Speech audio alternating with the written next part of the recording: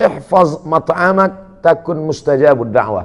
Jaga makananmu, maka engkau akan menjadi orang yang amat sangat dikabulkan doanya.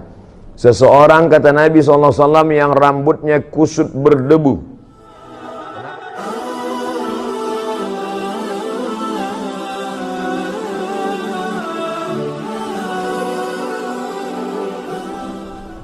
suatu ketika saya hadir di salah satu kantor untuk memberikan tausiah.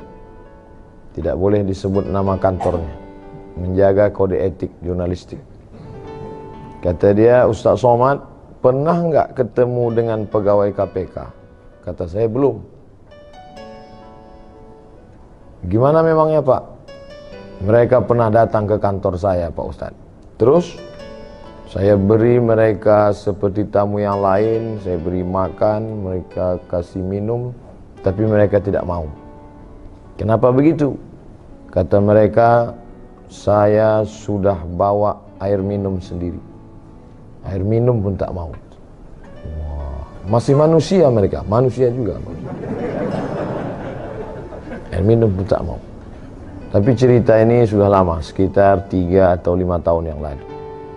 Apakah sekarang masih begitu? Wallahu a'lam bishawab. Tapi yang jelas, integritas bahwa kita harus menjaga kesucian makanan adalah bagian dari ajaran Islam. Belum cerita masalah kendaraan, masalah mobil, masalah fasilitas, baru sebatas pada makanan. Ada seorang perempuan kerjanya menenun kain. Kain yang terbuat dari kapas dipintal menjadi benang, benang ditenun menjadi kain. Tapi dia menenunnya hanya di waktu malam. Karena kalau di waktu siang dia sibuk mengurus anaknya. Dia tidak punya pembantu. Hanya malam sajalah yang dia bisa menenun. Tapi malam tidak ada lampu. Dia naik ke atas atap rumah. Atap rumah orang Arab itu datar, namanya satah. Di atas satah itu dia menenun. Dia bisa menenun hanya ketika tentara lewat menyalakan lampu kerajaan. Setiap tentara lewat dengan lampu yang terang, dia pun mulai menenun. Ketika pasukan mulai berlalu dan gelap, dia berhenti. Ketika nanti tentara lewat di tengah malam, dia mulai menenun. Ketika mulai berhenti gelap, dia pun berhenti. Begitulah yang dia lakukan setiap malam sampai akhirnya kain itu jadi satu kain hasil dari menenun karena pasukan tentara kerajaan lewat. Setelah kain selesai, ditanyakanlah pertanyaan kepada imam pendiri mazhab Hambali bernama Ahmad bin Hambal di kota Baghdad tahun 241 Hijrah. Wahai Imam Ahmad bin Hambal, ya, apakah boleh saya menjual kain ini? Halalkah hasilnya saya makan? Imam bin Hambal tidak menjawab, tapi dia balik bertanya, kamu siapa? Perempuan itu menjawab, saya adalah saudara kandung Imam Bishri Al-Hafi, seorang ulama sufi, seorang ulama yang menjaga hatinya, seorang ulama yang menjaga makanannya. Karena kata Imam Ahmad bin Hambal, belum pernah seumur hidup saya ada orang bertanya tentang hukum memakai lampu yang dipakai kerajaan ketika sedang lewat. Apa salahnya? Toh tidak ada yang rugi. Kira-kira masih adakah orang yang memperhatikan hasil jualan kainnya, tenunannya? Zaman itu abad ketiga hijrah, orang masih memikirkan apa efek negatif yang diterima dari memakai lampu. Lampunya, cahayanya. Tidak ada ruginya sedikit pun, tapi masih memperhatikan.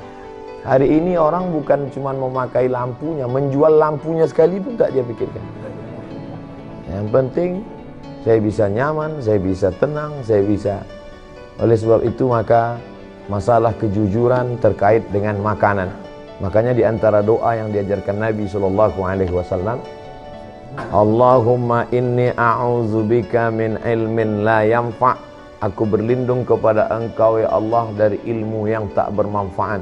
Apa guna ilmu tak bermanfaat? Banyak profesor, banyak doktor, banyak PhD, Doctor of Philosophy, banyak orang berkarya, tapi tak ada manfaat ilmu akibat dari tidak memperhatikan makanan. Makanan amat sangat penting, karena makanan akan menjadi setetes darah, dan darah akan masuk ke dalam jantung. Dari jantung darah akan naik ke atas otak kepala. Dari kepala inilah akan turun ke mata, turun ke telinga, turun ke tangan, turun ke hati. Jangan heran kalau pertama kali yang gelap tidak dapat hidayah itu bukan telinga, bukan kepala, tapi yang pertama kali adalah hati. Khatamallahu ala qulubihim. Makanya kata Nabi SAW, setiap kali kita berbuat satu salah, satu titik hitam. 2 kali salah, 1 titik hitam. 3 kali salah, 1 titik hitam. Akhirnya hati itu pun gelap. Semua berawal dari makanan. Makanya kata Nabi SAW, jaga makananmu takun mustajabud da'wah. Ihfaz mat'amak takun mustajabud da'wah. Jaga makananmu, maka engkau akan menjadi orang yang amat sangat dikabulkan doanya. Seseorang kata Nabi SAW yang rambutnya kusut berdebu. Kenapa rambutnya kusut berdebu? Karena dia tidak mandi. Kenapa dia tidak mandi? Dia takut kalau sampai dia mandi rambutnya gugur dan dia bayar dam. Karena saat itu dia sedang pakai kain ihram. Kain ihram di tanah haram dalam keadaan umrah, mengangkat tangan di tepi Ka'bah. Tapi kata Nabi, doanya tidak dikabulkan Allah. Mengapa doa tidak dikabulkan Allah? Ada 4 sebab. Yang pertama, mat'amuhu haram, makanannya haram. Mashrabuhu haram, minumannya haram. Malbasuhu haram, pakaiannya haram. Wa ghudhiya bil haram, diberi, disuap makanan haram. Anna yustajabulah. Apakah mungkin doanya dikabulkan Allah? Lidah yang dia pakai meminta kepada Allah adalah lidah yang dia pakai untuk makan haram. Diharamkan Allah mengabulkan doa dari lidah yang memakan haram. Kecuali lidah dia 2, satu untuk makan, satu untuk berdoa. Oleh sebab itu maka berawal semuanya dari makanan. Makanya sahabat Nabi bernama Abdullah ibnu Umar radhiyallahu anhuma suatu ketika mengorek setengah kurma, bukan satu butir kurma, setengah kurma dia korek dari dalam tenggorokannya. Sahabat yang lain heran, muntah tidak apa-apa, tapi mengorek sampai muntah bisa jadi haram, makruh kalau sebabnya. Tapi ini kenapa engkau korek? Apa kata Abdullah ibnu Umar? Tadi aku makan 1 kurma, setelah itu aku makan sebelah, yang 1 masih tertahan. Datang orang lalu mengatakan, kamu tadi makan apa? Saya makan kurma. Kurma itu dari siapa? Dari si fulan yang memberikan makan kurma. Kamu tahu tidak kalau dia itu hasil usahanya? Syubhat. Syubhat masih remang-remang, belum pasti betul haram. Tapi Nabi mengatakan, famanittaqas syubhat, siapa yang menjaga dirinya dari syubhat, faqad istabra'a lidinihi wa irdihi, dia sudah menjaga agamanya dan menjaga kehormatannya. Dulu orang yang menjaga makanannya dari yang syubhat, dari yang tidak jelas ini, orang itu disebut dengan orang yang wara'. Wara' artinya menjaga diri dari yang syubhat. Takwa menjaga diri dari yang haram.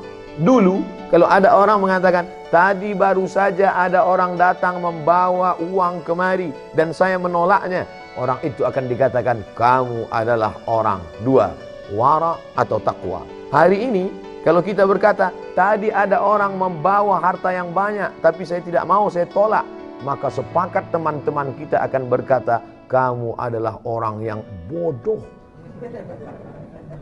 Kenapa tidak diambil? Itu haram saudaraku. Aku tidak ingin merusak doaku, lidahku. Itu memang haram, tapi kita keluarkan saja 2,5% jadi halal toh. Dia bahkan tahu bagaimana cara membersihkannya. Itu memang haram, brother.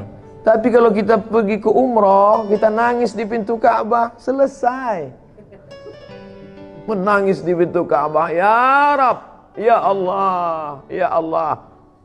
Bagaimana mungkin memberikan sesuatu yang haram? Berapa banyak orang yang sampai ke tanah suci berharap kepada ampunan Allah, labbaik Allahumma labbaik, labbaik la syarika lak labbaik. Apa jawab malaikat? La labbaik wala sa'daik. Kau tidak dapat haji mabrur, umrahmu tidak diterima. Kenapa begitu? Zaduka haram, karena kau berangkat dengan uang haram. Apa sebetulnya judul ceramah Ustadz Zuhur ini?